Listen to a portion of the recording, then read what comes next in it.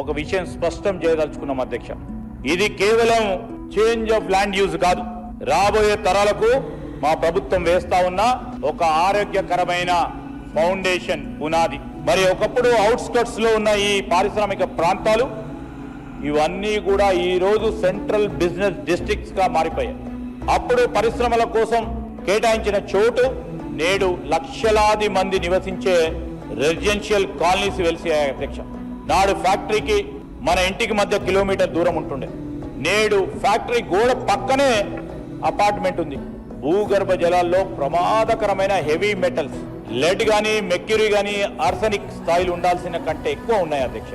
పారిశ్రామిక రసాయన వ్యర్థాలే ఈ దుస్థితికి కారణమని, దీనివల్ల రాబోయే తరాలకి జెనెటిక్ మ్యూటేషన్స్ వచ్చే ప్రమాదం ఉందని అనేక సందర్భాల్లో సైంటిఫిక్ స్టడీస్తో పాటు డాక్టర్స్ కూడా మనకు తెలియజేయడం జరిగింది అధ్యక్ష. మనం ఇప్పుడైనా మేల్కోకపోతే ఏదో ఒక రోజు హైదరాబాద్ కూడా ఢిల్లీలా మారడం ఖాయం.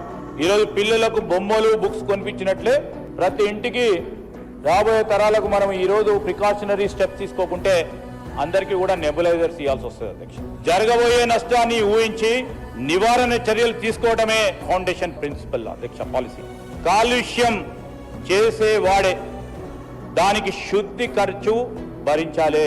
కానీ నగరంలో ఉన్న పరిశ్రమలు చేస్తా ఉన్న కాలుష్యానికి ప్రజలు మన ఆరోగ్యంతో మూల్యం చెల్లిస్తా ఉన్నారు. ఈ అనుమతి తొలగించడం కోసమే హీల్డ్ పాలసీ అని గౌరవ సభ్యులకు తెలియజేస్తా ఉన్నాం అధ్యక్ష.